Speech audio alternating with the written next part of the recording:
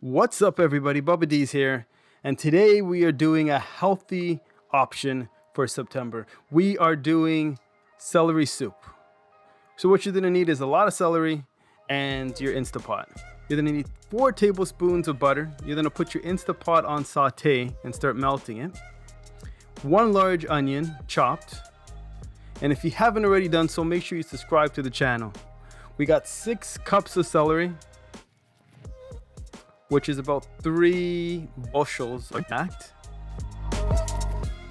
And we're gonna go ahead and put 1 tablespoon of garlic, which is minced, half a teaspoon of salt, or you can remove it altogether to be even more healthier, 1 green onion, finely chopped, 1 tablespoon of thyme, fresh or dried, and you wanna go ahead and give that a stir.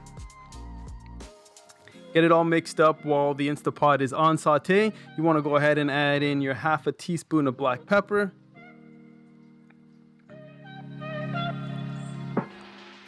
And then from there, you want to go ahead and add your 3 cups of low sodium chicken broth. If you don't want to use chicken broth, you can go ahead and add water.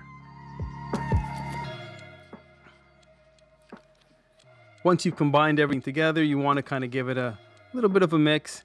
Close your Instapot, put it on manual pressure for 12 minutes on high. Now you want to go ahead and get your hand blender.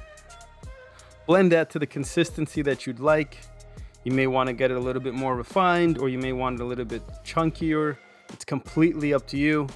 But there you go, a quick, simple, easy recipe and super healthy, especially that we're doing our September challenge of healthy eating, and I'm challenging myself to have a more healthier, consistent lifestyle. So enjoy, leave a comment at the bottom, and make sure you tell your friends and subscribe to the channel. I'll see you guys next time.